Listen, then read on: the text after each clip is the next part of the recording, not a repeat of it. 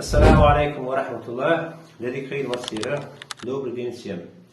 Сегодня хотелось бы рассказать вам, как легко учить языки. Есть много легких вариантов. Из этих легких вариантов расскажу 3 из них. Первый – это созвучие слов, когда слова сходятся в согласных и гласных буквах. Второй – это заимствование слов. И третье, когда слова корни похожие. Давайте сейчас я буду читать предложение сходства чеченского языка с турецким. Marmaris'te her yaz teyzemin evine gidiyoruz. На русский язык перевожу. Мы каждое лето едем в дом тети в Мармарис. На чеченский язык. Есть некоторые слова созвучные, а некоторые слова корни похожи. Например, как хер. Каждый яз. Лето. Сейчас перевожу. В Мармарисе, Мармарисях. Хер яз. Хор яхта. Хер хор яз.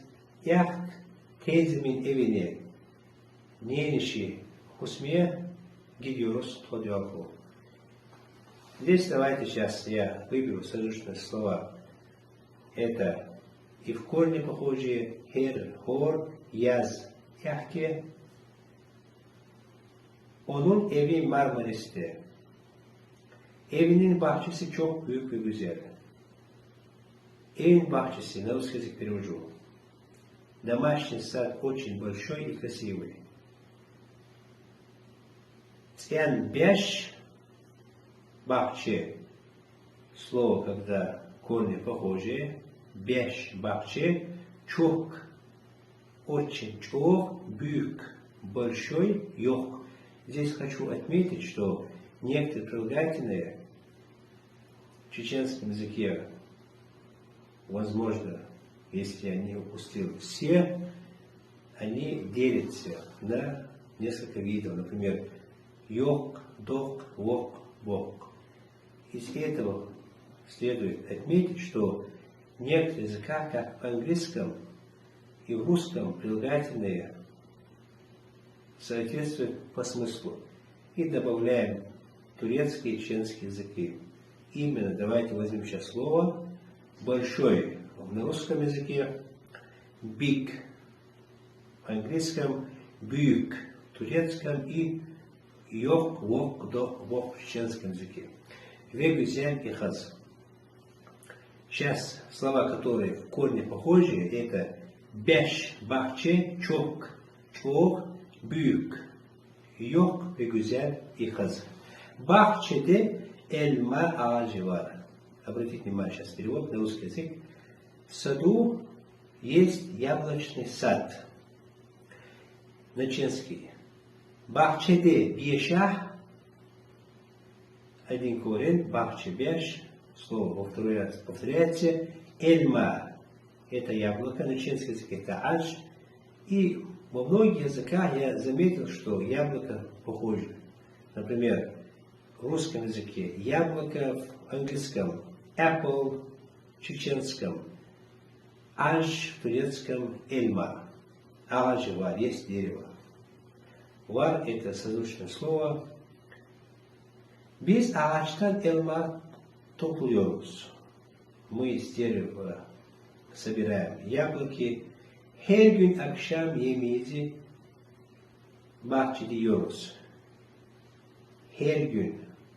Her, hor, каждый gün. De, den, akşam yemeğimizi. На русском языке это ужин. Bahçede yiyoruz. Мы кушаем. Здесь корень один и тот же. Yiyoruz. Мы кушаем. На чеченский язык ю. Когда только говорят покушай, е. На чеченский язык е. На русский язык ешь. Видите? Кушай. Если я скажу с другой стороны, с другим словом в русском языке, Кушай на чешском тоже сходится. Есть другое слово кал. И здесь можно уподобить слово арабского языка, это куль, кушай.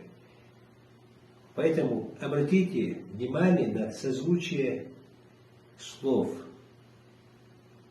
бахчеде йорус. Вот. Дальше. Тейзем и аннем чай ичьорла. Находим заимствование слов.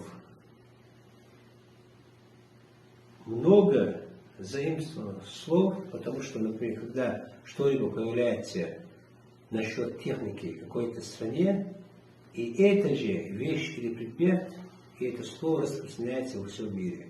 Например, машина, трактор, компьютер. Здесь моя тетя и моя мама пьют чай. Тезим, санениш, вы Анне. Здесь Анне, Нана на чешском языке. На турецком тоже почти самое Анне. Видите, Анне, Нана. Корневое слово. Чай еще ла, чай мола. Дальше. Последний пример.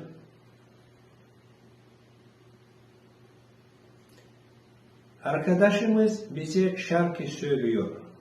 И наш друг нам поет песню. Слово «шарки» на чешский язык «эшер». Корневое слово, один и тот же корень. «Шарки», «эшер». На английском почти то же самое. «Сан». «Сан». И других германских языках «зан» немножко грубее слово. И в чешском языке есть и второе слово, например, говорят «зурам». В русском языке это песня. То есть «шарки söylüyor», «эшер шлокуш». Здесь глагол «söylüyor» это уже созвучное слово. С дуаттах тхуна «эшер локушло». При завершении хотелось бы отметить, что